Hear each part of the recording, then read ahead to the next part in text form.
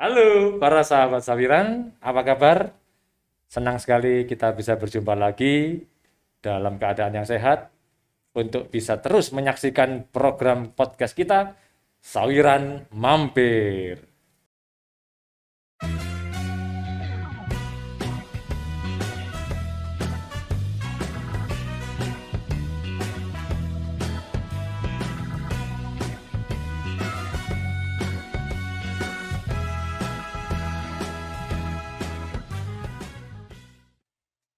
Hari ini tim podcast mampirnya di kantor Belimbing dan kita sudah mencegat satu orang rekan kita sebelum dia kabur karena susah dicari. Oh, beliaunya sudah ketawa. Ini kalau sudah ketawa ini sudah kedengaran ini siapa ini beliaunya ini. Nah, sudah tidak perlu dikenalkan mungkin ya bagi para manajemen, bagi karyawan karena beliau sudah sangat terkenal yaitu namanya Mas Audito Aji Anugrah. Apa kabar Mas Aji? Sehat, Pak. Oh, sehat ya, sehat. Iya, Luar biasa gitu. luar biasa. Apa kabar? Luar biasa. Luar Ya. biasa. Hari ini kita berjumpa ya. Ini tadi mumpung Mas Aji ada di Iya. Belimbing, kami cegat karena Iya. kita akan ngobrol-ngobrol. Iya, saya juga bingung ini tadi kok dicegat sama panitia ini apa ini Ya, Oke, kita gimana, Pak? pengen kenalan Iya, ya, siap. karena mengingat posisinya dari Mas Aji. Ya. Wah, posisi apa ini? Nah, itu yang ingin kami tahu. Oh, siap, Mas siap. Aji ini di CU Sawiran sebagai manajemen berposisi sebagai apa? Saya di Sawiran saat ini berposisi ya, Pak ya, berposisi sebagai staf di Pendidikan dan Pemberdayaan Cabang Dinoyo, Pak. Pendidikan dan Iya, Pemberdayaan Cabang Dinoyo. betul. Cabang, kalau berbicara pendidikan dan pemberdayaan cabang, berarti di masing-masing cabang ada sendiri-sendiri ya. Ada, betul. Oke, nah mengenai pendidikan dan pemberdayaan itu sendiri, Ya, nah itu tugasnya apa ya? Karena mungkin banyak yang tidak paham bahkan tidak kenal karena yang mesti yang dikenal yang dipahami itu juga cuman teller, ya, bagian kredit, bagian ya. keuangan, bagian sumber daya manusia. Nah, bagian pendidikan dan pemberdayaan itu apa tugasnya? Iya, kalau tugasnya sehari-hari ya Pak ya, sebenarnya kalau di pendidikan dan pemberdayaan ini memang memberikan pelayanan ke anggota itu khususnya di aspek non keuangan. Aspek non keuangan. Ya, Maksudnya? aspek non keuangan ini lebih kepada memberikan pelayanan dalam bentuk mengembangkan kapasitas anggota. Misalnya contoh memberikan pendidikan, terus juga membantu ya para anggota, mungkin anggota punya bisnis ya kecil-kecilan dan lain Pelaku sebagainya, UMKM pelaku gitu. UMKM. Nah, itu kan selama ini juga mereka kesulitan untuk bagaimana mengembangkan usahanya. Lah, di teman-teman PDB ini menemani Oh, mereka untuk bagaimana bisa melingkan akses. ya, ya, ya, ya. Ya, jadi seperti itu. Nah, kalau berbicara tentang pendidikan dan pemberdayaan tadi itu kan memang dua kata ini tercantum Ya, dalam visinya CU Sawiran ya, ya betul. menjadi koperasi kredit yang berkualitas Berkualitas, melalui pendidikan, pendidikan untuk mewujudkan anggota yang berdaya berdaya guna. guna. Ya, Nah, pendidikan dan pemberdayaan ada nih. Nah, sedangkan kita sendiri seperti yang dinyatakan di awal, kita ini adalah koperasi kredit. ya, Nah, ini saya masih abu-abu nih. Bagaimana menerapkan pemberdayaan ini, ya, padahal kita ini koperasi kredit. Taunya kan kalau koperasi kredit, ya seperti koperasi simpan pinjam, ya, orang simpan atau pinjam, gitu ya. aja. Nah, Oke. pemberdayaannya ini dari sisi apa ya? Ya, Bagaimana menerapkannya? jadi ini yang saya pahami ya Pak, dan juga di teman-teman Oh PDB. ya, ya ini yang dipahami saja. Oh Kita nggak ya, usah berbicara yang muluk-muluk. Ini yang oke. versi kita, versi Versi kita. kita ya, versi santai ya. Jadi sebenarnya gini, karena memang kalau Sawiran ini kan termasuk lembaga keuangan mikro ya. Mm-mm. Ya, karena lembaga keuangan mikro memang memiliki tidak hanya unsur dari sisi apa namanya ekonomi saja atau bisnis ya, tapi ada juga dampak sosial yang memang harus istilahnya dalam tanda kutip Diperhatikan. diperhatikan, khususnya ya kalau di koperasi ini kan anggotanya atau pemiliknya. Nah, Diperhatikan ya. ya Nah, terus diperhatikan. Nah, diperhatikan ini dalam artian ya anggota sebagai pemilik dan juga dia istilahnya pengguna di jasa layanan keuangan. Ini bagaimana kita harus merawat dan melayani dengan setulus hati. Jadi Oh, seperti itu, Pak. sebenarnya kalau merawat maintenance ya ini ya. Iya, Kalau betul. maintenance itu kan sebenarnya juga sudah kita lakukan nih Ah, di ah, teman-teman operasional. iya, Misalnya pada saat kunjungan, iya, pada saat sapa anggota itu ah, ah, betul. entah itu kunjungan langsung atau Hmm, melalui telepon kan juga sudah dilakukan nih. iya. Nah, apakah itu juga sebenarnya sudah merupakan pelaksanaan pewujudan dari pemberdayaan? Oh, kalau itu memang ya itu sebenarnya salah satu kegiatan Oh, pemberdayaan. kegiatannya itu ya, Ya, salah satu aktivitasnya, Pak. dari Karena kan gini, pemberdayaan. Oke. ya, kalau saya memahami terkait dengan pemberdayaan, konsepsi ini kan juga harus bisa diturunkan di masing-masing entitas. Ah, Dalam artian begini, eh, kalau misalnya ngomong pemberdayaan, oke, di fungsi mungkin di PDP itu seperti apa sih modelnya? mm-mm. Mungkin di bisnis seperti apa, tapi harus mengacu ya secara komprehensif pandangan di lembaga. Oh, tujuannya ini, outputnya ini. Jadi seperti itu, Pak. Jadi, Oh, tadi menyangkut tempat menyebutkan ah, di PDP atau di bisnis ya. ya.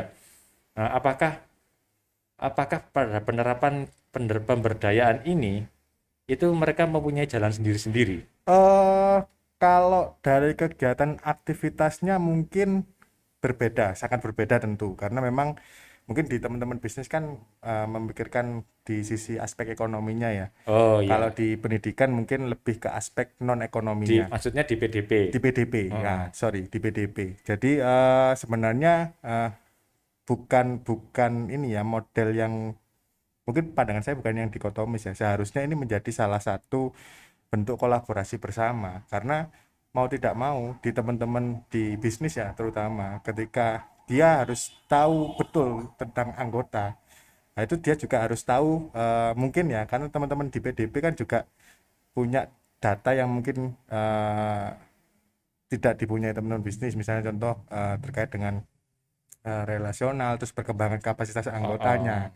Nah, itu kan teman-teman bisnis ya juga bisa meminta data di teman-teman PDP. Begitupun juga teman-teman PDP ketika oh ternyata menganalisa data anggota ini sekian, ternyata oh ketika dianalisa anggota ini sebenarnya kebutuhan untuk memenuhi kebutuhannya ya, kebutuhan ekonominya. Oh ternyata butuh produk inilah. Itu juga bisa berkolaborasi dengan teman-teman bisnis. Sebenarnya ini sebenarnya menjadi salah satu apa ya bentuk kolaborasi bersama sebenarnya. Oh ya ya, saya Jadi paham. seperti itu. Ah, jadi bukan terpisah sendiri-sendiri gitu ya, Enggak sih Pak, tapi saling terkait ya, saling terkait menjadi betul. satu irisan ya, betul ya. Irisan. Oh, Iya, nah kalau begitu tentang pemberdayaan tadi ya, ya, tadi kan disebutkan bahwa eh, punya cara yang berbeda, ya punya ya, cara yang berbeda. Nah, sekarang kalau saya boleh tahu, emang di PDP loh ya, ya.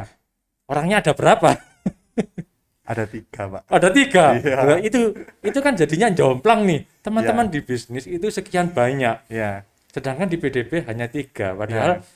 kalau kita berbicara tentang Hmm, visi tadi, ya. bahwa dalam visi itu sudah dijelaskan tentang pendidikan dan pemberdayaan. Hmm, Jadi kan otomatis harus dikerjakan bersama-sama nih. ya. Sedangkan PDP hanya 3 orang. Hmm, Kalau menurut saya, apakah tidak seharusnya hmm. bahwa di PDP itu orangnya yang dibanyaki gitu? Sebenarnya lebih kepada kalau itu kan ngomongin segi kuantitas ya sebenarnya ya kan akhirnya kan endingnya seperti itu kan Iya. tenaga atau resources sebenarnya kalau saya sih melihat proporsi dulu Pak, Proporsi dari apa itu? proporsi dari kegiatannya. Jadi Kok kegiatannya? iya jadi begini, kalau ya mungkin lembaga hari ini karena visinya sudah berubah yang memang fokusnya ke ranah pendidikan ya kan akhirnya banyak kegiatan turunan dari visi itu dari misi dan kemudian kalau misalnya kita tarik beberapa kan kegiatannya banyak juga yang terkait dengan pendidikan. Mm-mm. Sebenarnya kalau ngomong konteks pendidikan sendiri apakah orang di PDB itu harus dibanyakin? Ya itu kondisional menurut dari aktivitas itu sih sebenarnya. Oh, kondisional ya? Iya.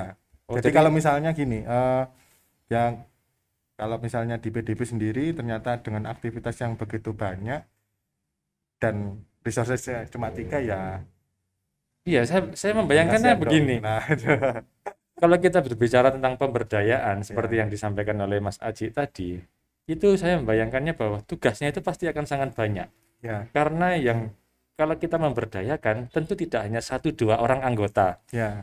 Kita punya sekitar 8.000 anggota. Hmm. Nah, bukankah 8.000 anggota ini sebisa mungkin kita berdayakan semuanya kan ya? Ya, Nah, kalau hanya 3 orang, saya membayangkannya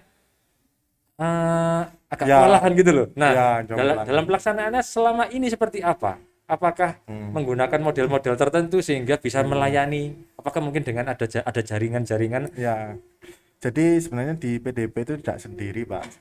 Karena juga kan ada beberapa anggota yang memang eh, anggota ini menjadi relawan lah itu kan. Jadi relawan itu begini, pernah kalau dulu itu ada istilah sahabat ya. Ya, sampai Ya. sekarang ada Oh, istilah ada ya, sahabat. sampai sekarang ya. Makanya tadi saya di Oh. pembukaan menyebut para sahabat. Oke, ya. Jadi eh, di PDP ini kenapa kok ya sampai dengan hari ini itu bisa berjalan karena juga tentunya peran dari anggota kita yang memang benar-benar eh, istilahnya mempunyai semangat relawan yang cukup tinggi. Misalnya contoh kayak di sini di cabang Malang kita sangat terbantu oleh ada Pak Sugeng di TP Sawah Jajar, terus kemudian ada Mbak Tata di TP Sawah Jajar juga, yang beliau juga merelakan istilahnya dan juga mempunyai semangat tinggi untuk mengembangkan lembaga, itu juga berperan juga membantu di tim pendidikan. Contohnya dengan memberikan ruang atau tempat bagaimana kita bisa mengumpul bareng dengan anggota dan lain sebagainya, itu juga perannya beliau. Nah, ngumpul bareng itu ngapain Mas? Ngumpul bareng itu apa Kalau sekedar ngobrol-ngobrol santai iya, atau ada juga hal-hal khusus yang dibahas itu? kalau ketika ngumpul itu sebenarnya lebih kepada sebenarnya kan kita ngobrol sama anggota itu lebih ke ini diskusi santai yang pertama. Diskusi Ya, santai. diskusi santainya ya kita berkenalan karena mungkin ya saya melihatnya ketika di realitas di lapangan ternyata itu masih banyak anggota kita itu yang belum saling mengenal, padahal itu dalam satu lingkup lembaga. Oh, saling mengenal orangnya ya, Iya, apalagi mengenal hal-hal yang lain, nah usahanya ya, usahanya. betul. Saya mungkin nggak ngerti, ternyata tiba-tiba ternyata Mas Aji ini punya usaha kopi misalnya ya kan, ya nggak ngerti juga ya kan saya ya. Oh iya, Oh ya, berarti kalau misalnya ada pertemuan-pertemuan semacam itu, apakah juga selalu ya selalu disisipi ya, bukan disisipi. Ini bukan masalah idealisme ya, ideologi ya, tapi disisipi dengan istilahnya pelatihan-pelatihan ya Pak, itu pasti Pak, itu selalu ya. selalu karena yang pertama adalah dasar pondasi mungkin ya yang saya amati itu adalah bagaimana kita saling mengenal dulu. Mungkin kalau kita lihat lagunya Himne Credit Union kan, atau mungkin Bila Devi. kita saling percaya Oh, lah, percaya. bukan mengenal, Nah, percaya itu. ya. Wah, Oke. saya dikadalin. Oh. Nah, ya bukan dikadalin Pak, gini. Kalau misalnya kita saling percaya, Iya. ya Berarti berarti kan kita harus saling saling mengenal mengenal dulu ya. ya, ya benar. Ya nggak mungkin Nah, kalau itu berarti misalnya ya. saya nggak kenal sama Pak Gelar Tak misalnya. kenal maka tak sayang ya. Ini Nah. tak kenal maka tak percaya. Nah, Betul, betul, betul. Jadi bagaimana untuk menimbulkan saling percaya, kita harus kenalan dulu. Oh Ya, iya. kita harus tahu orangnya bagaimana. Nah, begitu sih Pak sebenarnya. Nah, dengan pelayanan ke anggota, dengan melakukan mungkin ada istilah sapa anggota, sebenarnya itu untuk mengetahui lebih kenal lebih dalam lah istilahnya ke anggota. Kalau kita nggak mengenal lebih dalam, nah gimana kita bisa percaya Tapi tuh? bukannya itu yang biasanya dilakukan oleh teman-teman di bisnis ya? Oh, tahu kalau teman-teman di bisnis kan juga mengenal anggotanya kan? Iya, pastilah. Semua insan di CU Sawiran kan juga melakukan itu. Oh iya, iya. Nah, tapi untuk seni mengenal orang, Heeh, itu kan masing-masing orang kan beda caranya ya. caranya. Oh Memang. iya. Betul, Begitu, betul, Pak. betul. Nah, sekarang mungkin ini yang terakhir ya. Ini hal-hal yang terakhir juga. Apa sih sebenarnya yang diharapkan diraih dari adanya tim pendidikan dan pemberdayaan ini untuk kita kaitkan dengan ya badan hukum kita sebagai koperasi gitu loh. Hmm. Usaha kita kan memang simpan pinjam, Hmm. usaha kita. Hmm. Nah, dengan dibentuknya tim pendidikan dan pemberdayaan ini, harapan apa sih sebenarnya yang hendak kita wujudkan itu? Yang pertama ya visi misi dong. Ya, visi misi, visi misinya pasti. Lalu Iya, yang berikutnya, yang jangan yang visi misi, yang ya, lainnya. sebenarnya kan kan kita juga ada lembaga bisnis ya. Mm-mm. Jadi lembaga layanan jasa layanan keuangan yang memang tidak pure orientasi 100%. Tapi kita istilahnya kalau istilah kerennya blend lah. Blender dicampur gitu Ya, ya. bukan Blend. blender Pak, blending ya, blending. Jadi Blender alatnya. ya, jadi sebenarnya ya harapannya dengan adanya tim pendidikan dan pemberdayaan ini juga membantu anggota menjadi well-being lebih baik sebenarnya. Will be. Iya, jadi sebenarnya outputnya pemberdayaan ya menurut versi saya adalah well-being. Bagaimana dia mampu mengelola dirinya sendiri, dia berpijak sendiri, sampai dengan ya kalau misalnya sudah memenuhi kebutuhan itu dia juga membantu anggota atau teman-teman yang lain. Nah, ini menarik ini. Tuh, Pak. Ini tadi saya tanya terakhir, dia akhir-akhir baru muncul ini. Berarti, bentar gini. Kalau kita kembali melihat ke pilar CU ya, Iya, kan ada pendidikan, ya, ada ya pendidikan, ada swadaya. solidaritas, ada swadaya. Nah, swadaya ini kan seperti yang disampaikan Mas Aji tadi ya. Iya, Kita dari usaha kita sendiri ya, ya, tumbuh ya. CU Sawiran kan apa namanya, berusaha untuk mewujudkan anggota-anggota yang bisa berswadaya. Jadi kalau saya tangkap ya, usaha dengan membentuk tim pendidikan dan pemberdayaan ini adalah untuk bisa menciptakan anggota-anggota yang mempunyai kemampuan swadaya sendiri-sendiri, ya, swadaya tinggi ya, tinggi, dalam hal kemampuan baik itu ekonomis dan non ekonomis tadi ya. Kemudian untuk bisa istilahnya apa ya, kemudian membantu mengembangkan ya koperasi ya, kredit CU Sawiran ini. betul. Apakah Ya, seperti itu? ya, karena gini, balik lagi, koperasi ini kan yang milik kan anggota, beda dengan bank ya, beda dengan mungkin ya lembaga keuangan lain lah misalnya. Lembaga ini bertumbuh pasti perlu peran serta Dari partisipasi anggota. anggota. Oh, ini Jadi ya. bagaimana sebenarnya tim PDP ini juga fokusnya itu bagaimana memberikan penyadaran akan hal itu. Oh, Iya. iya. Jadi kalau saya tangkap begini teman-teman para sahabat Sawiran ya.